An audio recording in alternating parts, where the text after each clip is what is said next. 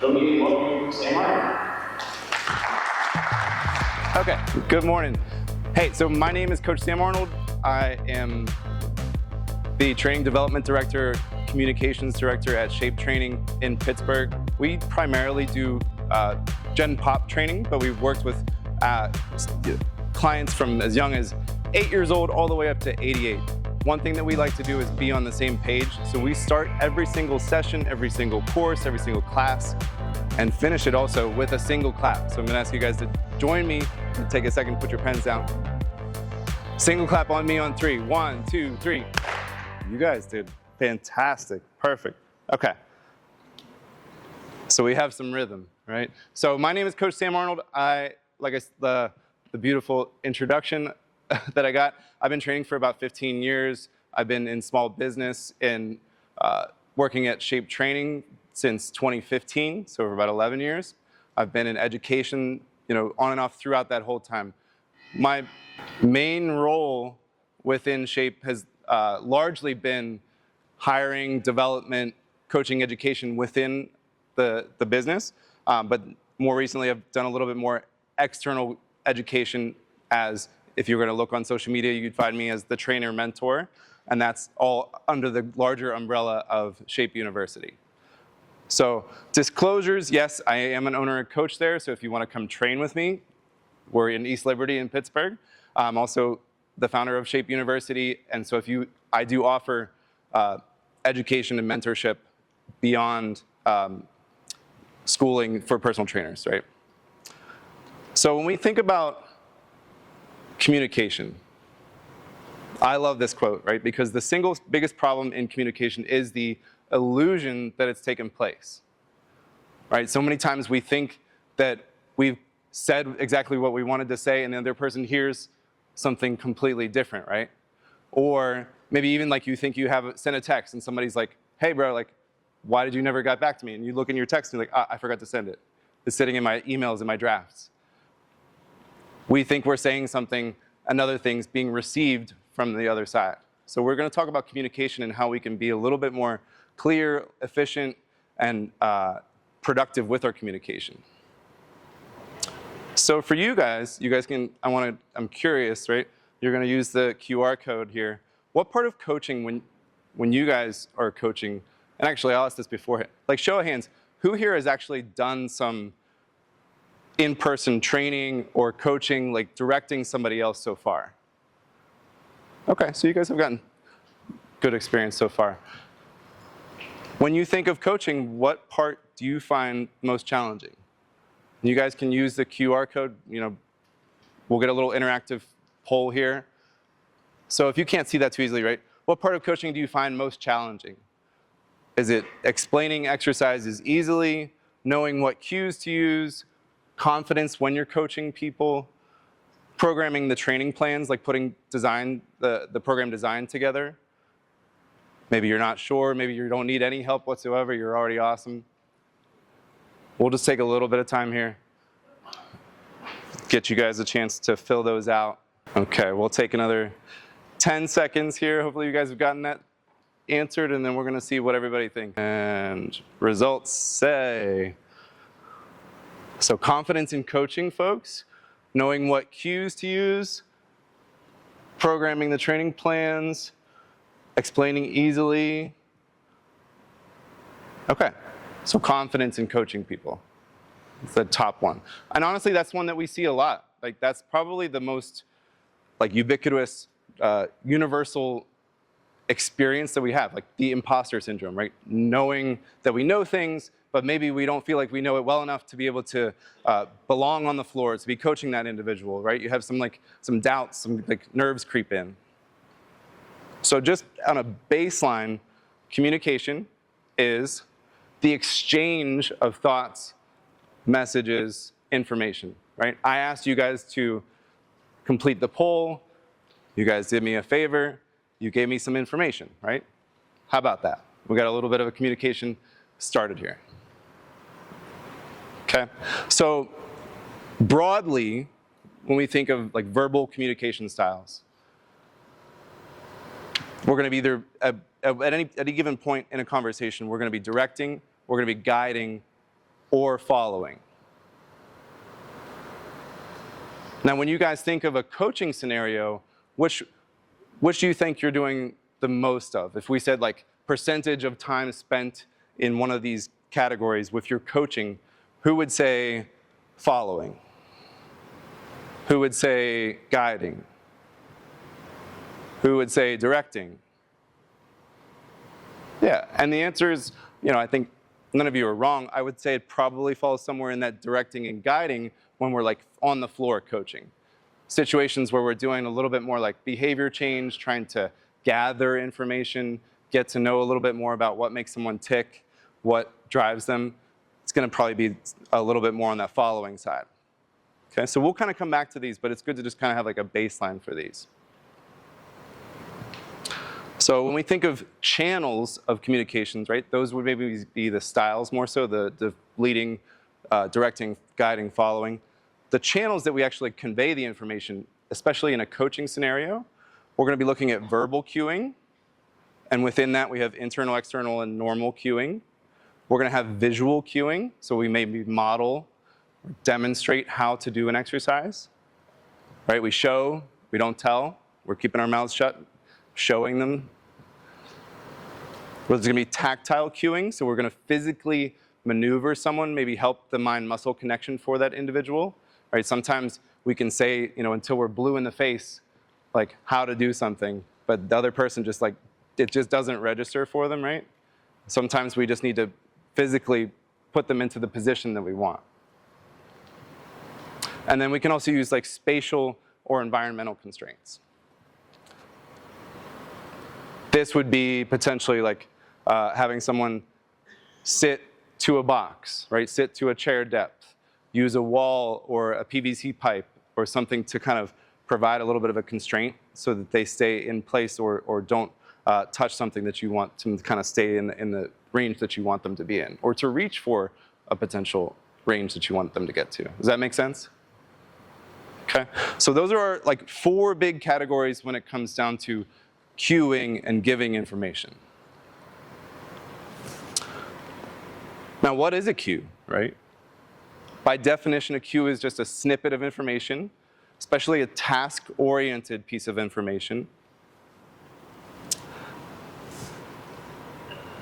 that is teaching the athlete how to perform the task, perform the skill.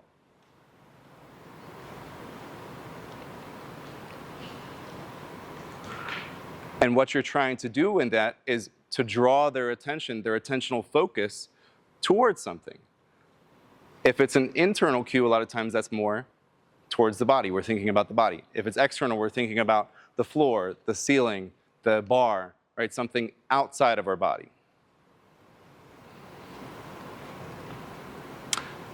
And then when we think through what coaching is, right? What it is that a coach does. They are someone who does a gazillion and a half things, right? So descriptors, we can think of them as a guide. We can think of them as a teacher, an assessor, a friend, a mentor, advisor, a supporter, motivator, counselor, fact finder, the fountain of all knowledge and power. All right, hopefully, maybe not, but like I hope that you've all had the wonderful experience to have a coach who like really made you feel like, man, like there's nothing that this man or woman like can't help me to achieve. Right? So those are the kind of things that like I think of when I think of coaching. And we're going to try to work through some ways to help you communicate in ways that you can be that type of all knowledgeable and powerful coach. So before we actually get into that, I want you guys to, I'm just going to tell a quick little story. When we think back to like that slide I said about like the illusion of coaching taking place. For me, like as a younger coach and trying to take what I felt like sometimes is like a really good program that I've written out. It's like, I'm like, there's like, if we go through this programming, this plan, there's no way that Steve is not going to get results, right? It's going to be like top notch. The trouble is that looks good like in a vacuum on a piece of paper. And then when you get into a real life situation and you're trying to talk to them and have them execute the movements, not everybody picks up movements at the same speed. Not everybody hears or learns the same way, right? There are visual learners. There's more people that understand and do better with certain types of descriptions. We all have a different life experience and time spent in doing different exercises or different sports, right? And so there was a guy that I had worked with when I was younger, and I was trying to help him to execute a movement. And at one point, he just kind of stopped and looked at me, and he was like, "Do you think that I'm trying to F this all up? Like, seriously, don't," he's like getting so frustrated. He's like, "Do you think that my goal here and what I'm trying to do is to do everything that you're telling me wrong?" And I had to kind of take a step back, check myself, be a little bit more patient, ask a few more questions, try to teach him in a different way. And so what I want you guys to get out of this is to try to avoid that type of a scenario for yourself, right? It can be frustrating if you're trying to show something and they're just not getting it. These are some tools that we can use to try to help make it a little bit more clear for them, and so that you guys can get to the point and get to the exercise being done the way that you want it, quickly and efficiently.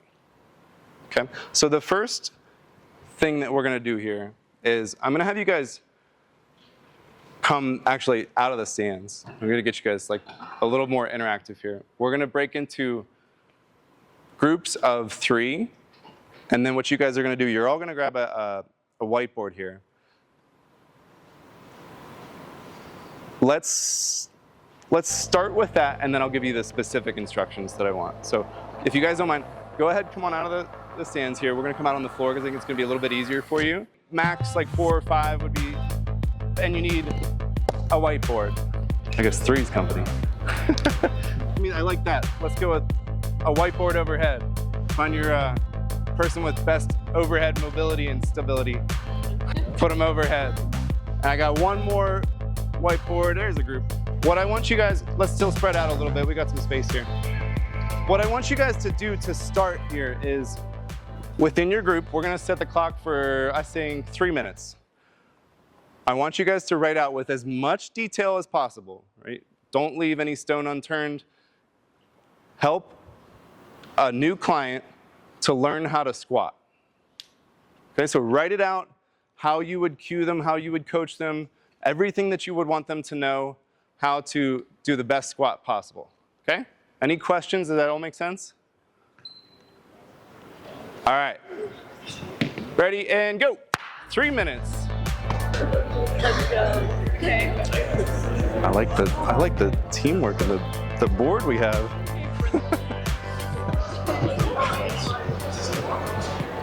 This is a body weight squat. Body weight squat. If you guys need one, yeah, of course. No. Ooh, I like.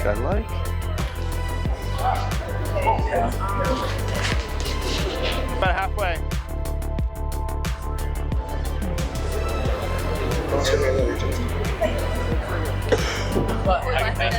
Yeah, I'm just trying to. Is anybody that needs it?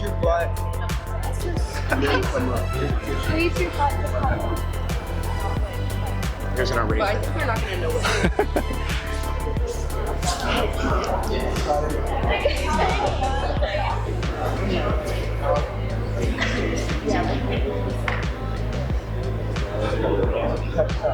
Okay, we got about 30 seconds here.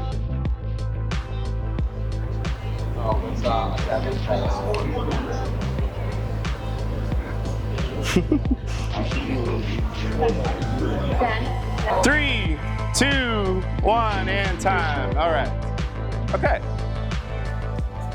Which group feels like they got a good one? Who's giving me some good detail on theirs? You guys want to go? All right. What's your name? Moses. Moses. Okay. So we got shoulder width apart, and then you got to pretend like you're sitting down.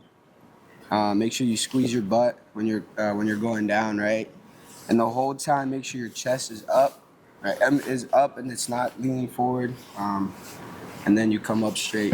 You come up Make sure you push the ground when you come up, right? Okay. That's it. That's all we got. So we had feet shoulder width apart. Pretend like you're trying to tap your butt to a chair, butt on a chair. Squeeze your butt to come back up. And the whole time, keep your chest and back straight. Chest up and back straight. Okay. Good job. Let's get another one. Who else? Who else wants to share? Don't be shy. You guys all know each other, right? If you don't know volunteers, I'm just going to pick somebody. Did we have a good one? Okay. All right. So we have setup. Feet shoulder width apart, toes forward, slightly out, slightly out. Upright posture, neck neutral. Break hips, push hips back. Lower butt towards ground. Sit into heels. Keep feet on ground. Go as deep as comfortable. Keep upright posture. Push, what's that say?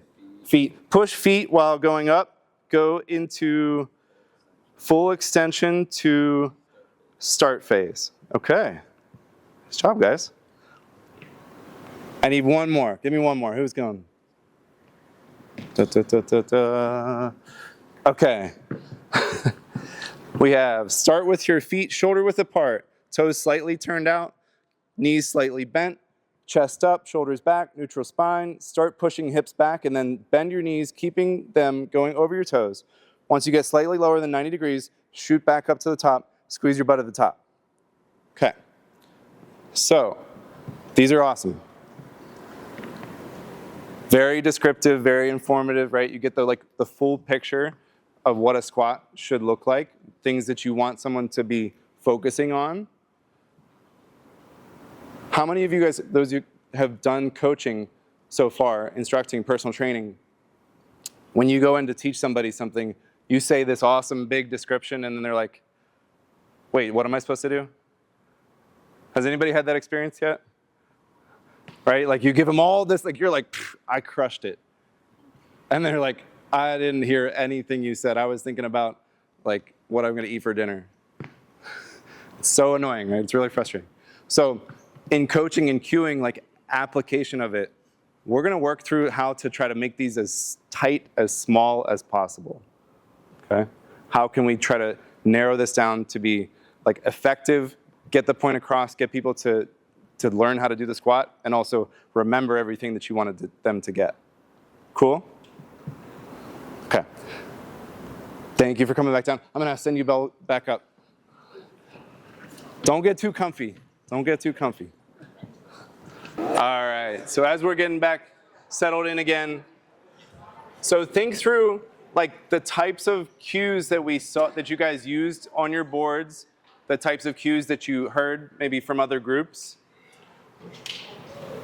The three big categories, especially within cueing when we're thinking of providing the cueing to the athlete, to the client, to the patient, in trying to help them to develop and acquire, retain skills, develop the skills, especially motor skills. We're thinking of internal cues, external cues, and then what we call normal cues.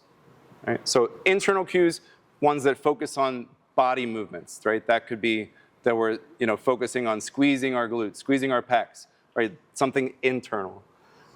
External is going to focus more on the task or the movement, the effect, the outcome, right? That might be more like break the bar, push the floor away, right? Those types of cues, they're outside of our body. And then a normal cue is more like normal in the sense that we're letting the athlete or the client, the patient, have their normal focus of attention. So it's when you're just shutting up. You say, hey, show me your best squat, and then zip it, right? Let them have time to like focus on what they already have an understanding of, right?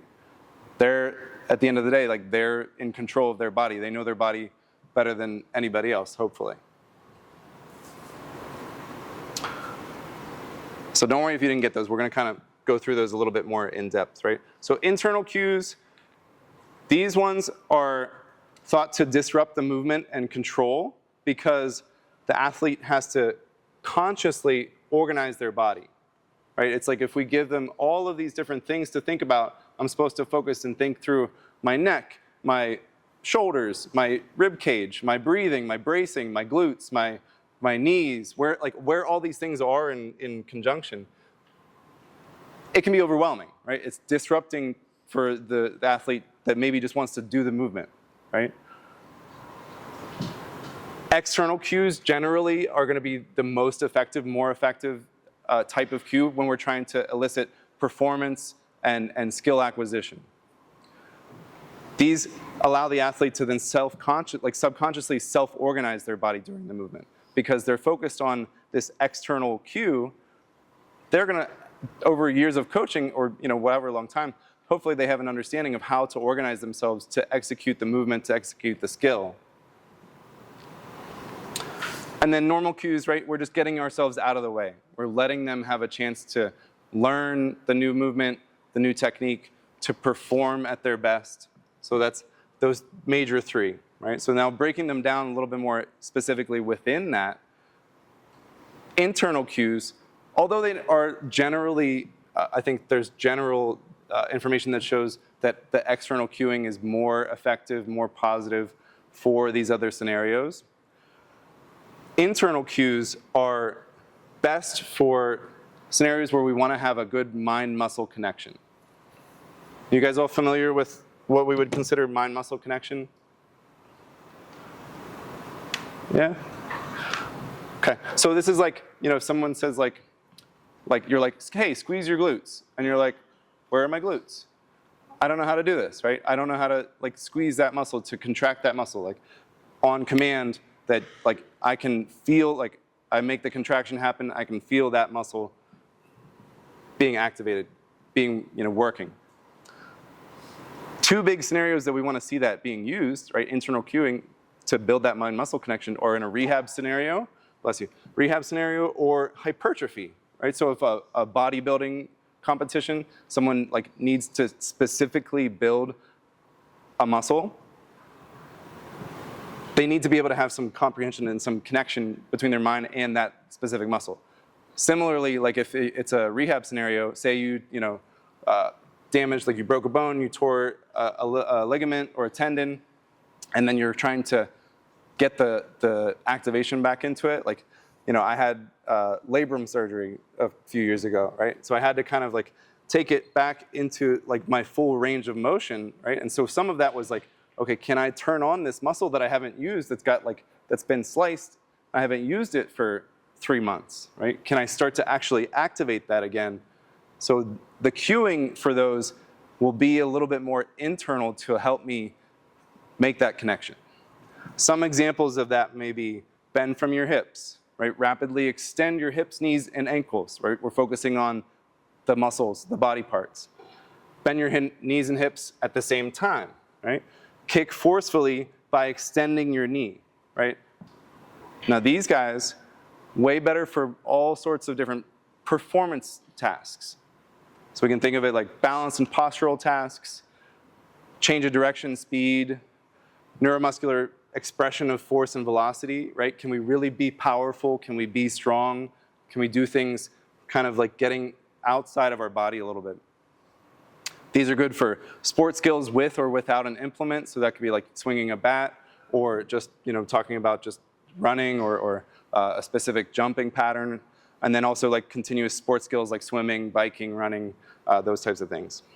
So the examples would be for an external cue, and just kind of superficially is close the door with your butt, right? Instead of bend at the waist, it's there's a door behind me, close the door with my butt. So it just takes the focus outside of where my movement is coming from my hips, versus trying to focus on something externally.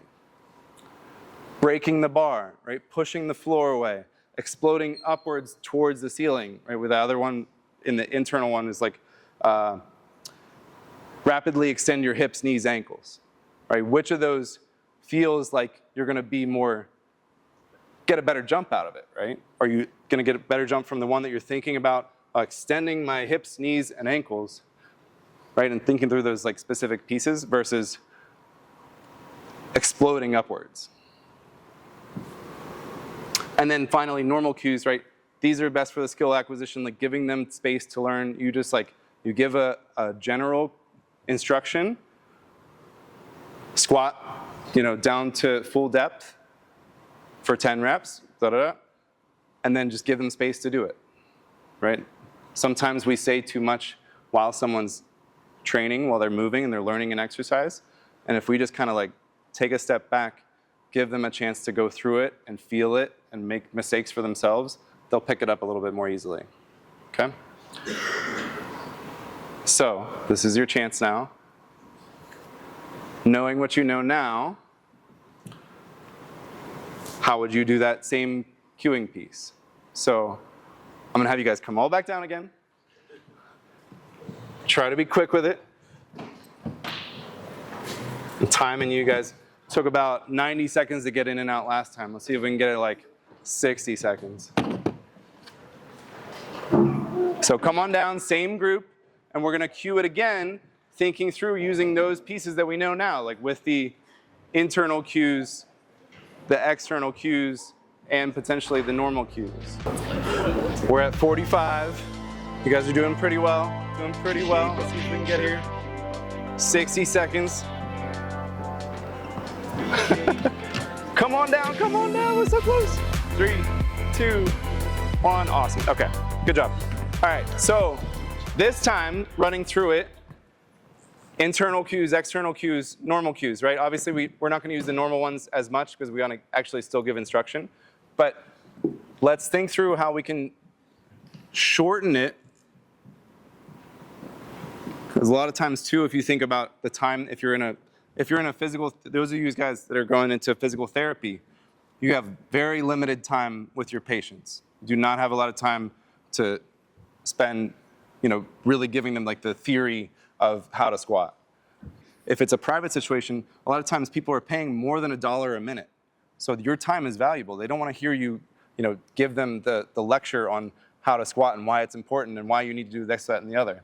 Just get them to squat. Okay, so let's make it short. Think of external cues. We'll do the same thing. I'm gonna give you guys 2 minutes this time.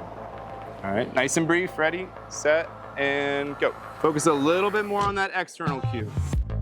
How can we make it effective for performance? Obviously, I'm here to answer it. I like the bird.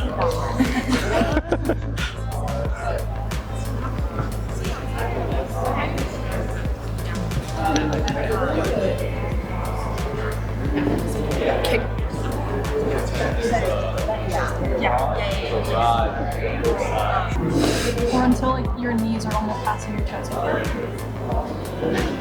Yeah, 90 degrees.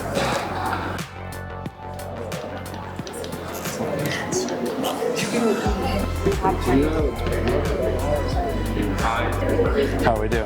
I feel great. You happy with it? Yeah, we did a lot of internal flow from the ground. Okay, sitting in a chair. Nice. Okay, I need a volunteer group. Who feels like they have a really solid coaching cue set up here, external cues now?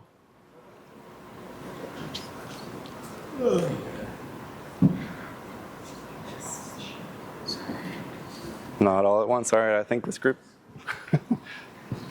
Okay. Do you want to say it? Sure. So we have straight stance, stand, feet shoulder apart, and then for external we have like sitting in a chair, push your butt out, strong plus straight back, explode from the ground, push the floor away, and engage strong back. Okay. So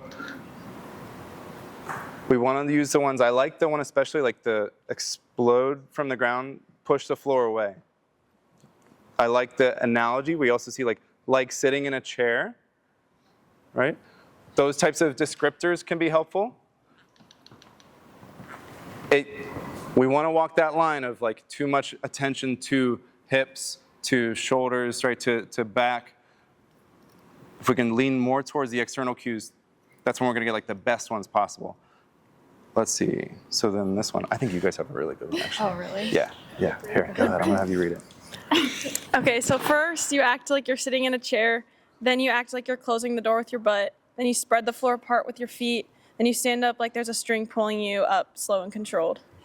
Okay. All right, so you guys here, there was like act like you're sitting in a chair, act like you're closing the door with your butt, spread the floor apart with your feet, stand up like there's a string pulling you up, slow and controlled, right? So there's a lot of descriptors, there's a lot of analogies within that one, right? Let's get one more. One more with some good external cues. Who's got me? What's this group look like? Are we happy? Go for it. Who wants to read it? You want me to read it? Go for it. We said to push against the ground, Push against the ground. sit back with your feet, sorry. Sit back in a chair a little too far away, Sit back in a chair a little too far away. and break the ground as you drive up. Break the ground as you drive up. Awesome. Okay. Very good stuff. Okay. One last time, we're going to go back up into the stands, and I'm going to give you guys one more piece of information, one more tool to make these like really awesome. Okay. All right. Okay. So a little bit more help for you to make those external cues just that much better. You're going to use these 3 Ds, right? So there's distance, there's direction, and description, right? So we saw some of these examples already in the ones that you guys gave, which is super awesome, super helpful. The more, like, yes, we want to provide as much information as possible, but we also want it to be like, wow, like that's a super effective, very succinct cue to help me understand like all of the complexity that we saw in the first description of how to do the squat. How can we do it with that much clarity and be confident in it in a very brief, succinct description, right? So using distance, we can think of like close or far, right? So how would we do that potentially in a squat? Does anybody have any ideas? Like if we think of using those specific ones, like distance, either close or far, in cueing the squat. Oh, we got one. There we go. What's your name? Connor. Like the distance between your feet. Okay. Yeah, so distance in our setup, right? How would you guys say that? You'd say feet shoulder width apart, right? A lot of times we see that one, right? So that's a distance type of setup, right? We would say, we could potentially say not too close, not too far, right? Goldilocks right in the sweet spot. You're giving them a point of reference type of cue in that situation, right? Shoulders under your, or sorry, feet under your shoulders, right? We can be stacked in some of those ways. That's an awesome one. If we were doing something more like jumping, say we're going to do something like that, right? I want you to jump as far as you can, right? You're giving, right, that type of a distance piece. Direction, we can say we're going to move towards something or away from something. Generally, the cueing works a little bit better if we say we're going towards something, but it can also be, you know, it works both ways, right? If we said squat, we're going to push, we're going to bring ourselves towards the ground. We're going to push the floor away, right? We have those kind of options in giving directional cues. And then descriptions, right? We saw a lot of really good descriptions there too, right? Like this, right? Sit down like you're sitting to a chair, sitting to a bench, right? Act like you're doing X, Y, Z, right? Those were good kind of like in analogy cues. Pretend like you're breaking the bar. Pretend like you're, squeezing, pushing the floor away, right? Those kind of pieces. And then the action verb is like that punch, push, drive, explode, right? You can be more like descriptive, more, I think, like animated with those pieces, right? So if we took all of those, you put those all together, and then let's just take like one last little minute. You guys are a little bit over. Are we okay on time? We're good? Okay. So let's take 1 minute. Think through this one last time. You guys can just do it right up there. How you would then cue it if we wanted to use these guys more specifically in how you're going to direct and coach that squat. Okay, ready? 1 minute. Any questions? Cool. Ready? 1 minute and go.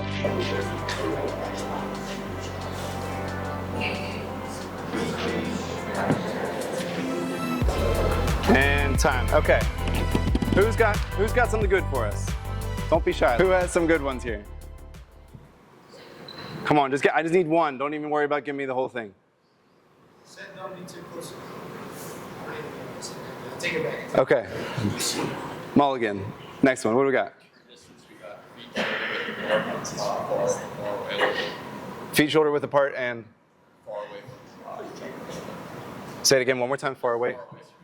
Far away from each other. Okay. Okay. What else? You got one. Come on.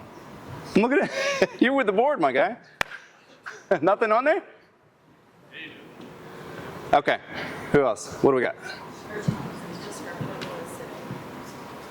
Sitting? Sitting like you're sitting in a chair. Okay. We got another one. For direction, we have butt towards the floor. Okay, butt towards the floor, right? We could say bring yourself towards the floor. What else? We could say spread the floor potentially as like a descriptor. That's an action verb. Let's get two more good ones. Two more. What do we got? Explode to the ceiling. I like that. How about make the bar jump off your back? Make it look easy. Make it look easy is a little bit more of a normal one.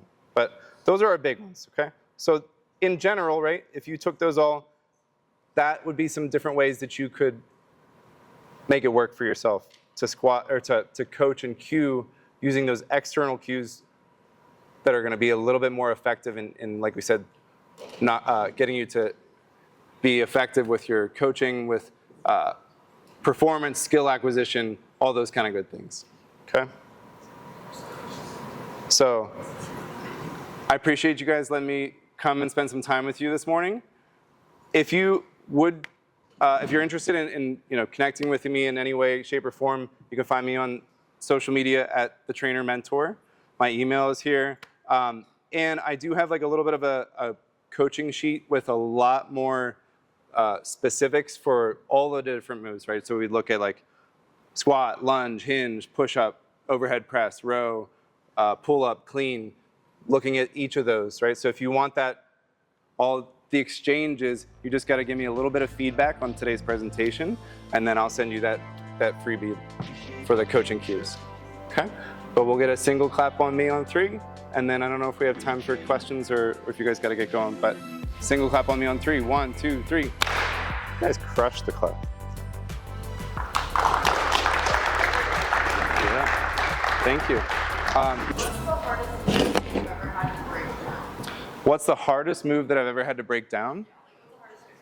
I think for me, things like skipping, more like plyometric, like really, I would say either those or Olympic lifts.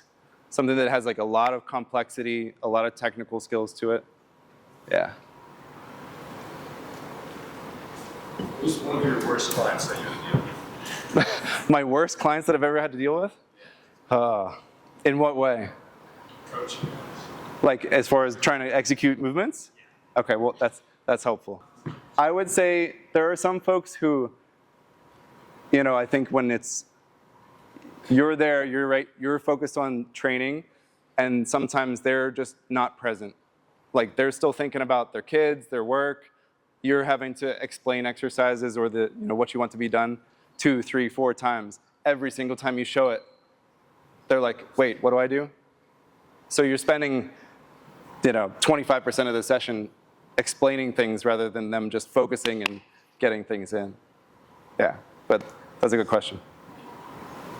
Cool. Does anyone have one more burning question they want to get out? All right, get up, Sam.